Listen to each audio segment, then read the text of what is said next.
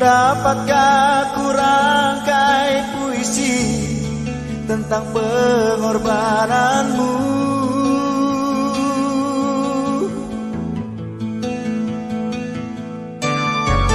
Dunia pedih menggantikan mahkota kemuliaan-Mu,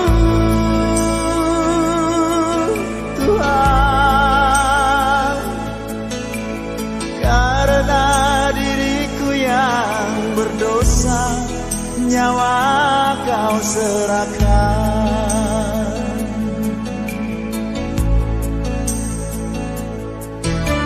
Kau balut luka di hatiku dengan kasih yang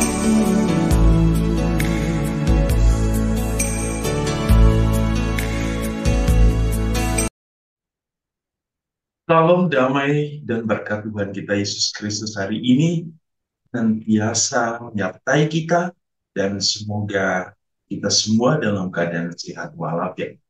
Saudara-saudari, kita masih berada dalam masa Oktav Paskah, dan hari ini kita dipanggil oleh Tuhan Yesus bersama para murid. Untuk apa? Kita dipanggil untuk diutus, untuk memberitakan kabar sukacita Allah. Maka saudara-saudari, kita hari ini akan merenungkan firman Tuhan dari Injil Markus bab 16 ayat 9 sampai 15. Mari kita semua mendengarkan firman Tuhan. Inilah Injil suci menurut Markus. Setelah Yesus bangkit pagi-pagi pada hari pertama minggu itu, ia mula-mula menampakkan dirinya kepada Maria Magdalena. Daripadanya Yesus pernah mengusir 7 setan. Lalu perempuan itu pergi memberitahukannya kepada mereka yang selalu mengiringi Yesus dan yang pada waktu itu sedang berkabung dan menangis. Tetapi ketika mereka mendengar bahwa Yesus hidup dan telah dilihat olehnya, mereka tidak percaya. Sudah itu ia menampakkan diri dalam rupa yang lain kepada 2 orang dari mereka ketika keduanya dalam perjalanan keluar kota. Lalu kembalilah mereka dan memberitahukannya kepada teman-teman yang lain. Tetapi kepada mereka pun teman-teman itu tidak percaya. Akhirnya ia menampakkan diri kepada ke-11 orang itu ketika mereka sedang makan. Dan ia mencela ketidakpercayaan dan kedegilan hati mereka. Oleh karena mereka tidak percaya kepada orang-orang yang telah melihat dia sesudah kebangkitannya. Lalu ia berkata kepada mereka, pergilah ke seluruh dunia, beritakanlah Injil kepada segala orang. Demikianlah sabda terpuji Kristus. Saudara-saudari, berita tentang kebangkitan itu sangat menakjubkan. Menakjubkan karena apa? Bagi para imam-imam kepala, orang-orang Farisi, ahli Taurat, menganggap bahwa para murid telah mencuri Yesus. Di sisi lain, para murid pun tidak percaya dan kebangkitan Tuhan. Walaupun Maria Magdalena sudah menyampaikan. Walaupun kedua murid dalam perjalanan ke Emmaus juga sudah menyampaikan tentang percakapan mereka dengan Yesus yang bangkit. Tapi para murid juga tidak percaya. Maka Yesus menampakkan diri kepada mereka ketika mereka sedang makan. Itu pun, tidak tahu, Thomas pun tidak percaya. Maka dia mengatakan, Tuhan, sebelum jariku menunjukkan ke dalam bekas luka, aku tidak akan percaya. Saudara-saudari, sangat sulit untuk percaya. Tetapi ketika Yesus menampakkan diri, baru mereka percaya. Apa yang mau kita lihat? Yesus mengatakan, yang sangat mendasar, yang menutup hati, pikiran, jiwa orang untuk percaya kepada Tuhan, yaitu kedegilan hati. Kedegilan hati, kekerasan hati, kepala batu, juga membuat orang tidak mampu melihat kebenaran. Membuat orang juga menutup telinga mereka kepada kebenaran. Menutup mata mereka untuk melihat kebenaran. Dan bisa menutup seluruh hidup mereka, tindakan mereka pada kebenaran.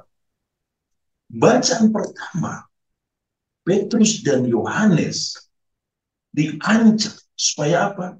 Mereka tidak boleh lagi mewartakan tentang Yesus yang bangkit. Mereka tidak boleh mewartakan tentang Allah. Oleh karena apa? Banyak orang menjadi percaya pada Allah, pada Yesus yang bangkit. Tapi apa yang dikatakan oleh Petrus? Kami lebih taat pada Allah daripada kepada manusia.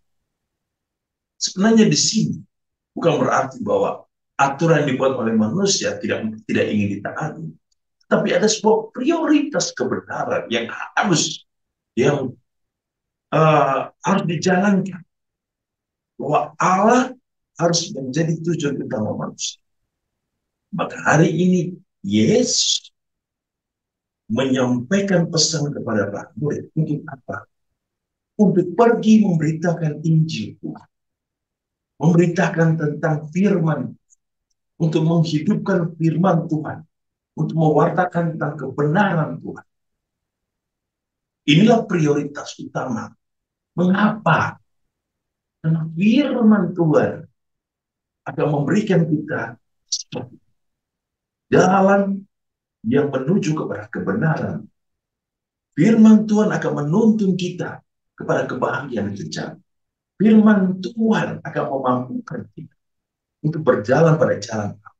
Firman Tuhan memampukan kita untuk melihat kebenaran.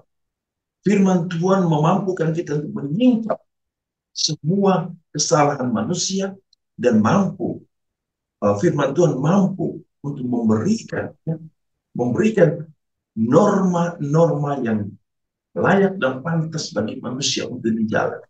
Dan firman Tuhan adalah kekuatan hidup manusia untuk mengenal Allah dan menjalankan setiap perintah Allah. Maka, saudara-saudari, kebangkitan harus membuat kita menjadi lebih beriman, lebih berani untuk hidup sebagai pengikut Tuhan. Kebangkitan Tuhan harus menguatkan harapan kita bahwa kita adalah anak-anak Tuhan. Kita bukan lagi manusia lama. Kita adalah manusia baru.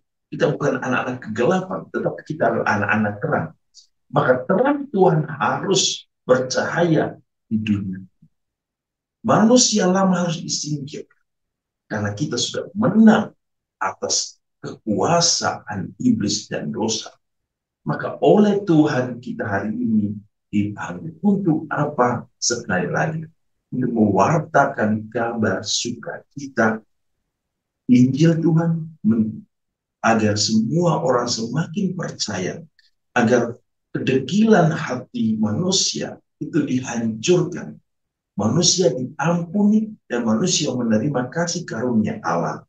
Dengan demikian, manusia akan bersatu dengan Allah dalam kehidupan yang kekal bersama Allah. Mari saudara-saudara, teruslah bersatu dan jadilah pelaku firman dalam kehidupan kita sehari-hari, di mana saja kita berada. Mulai dari keluarga kita, tangga kita, lingkungan kita, masyarakat kita, dan dunia kita.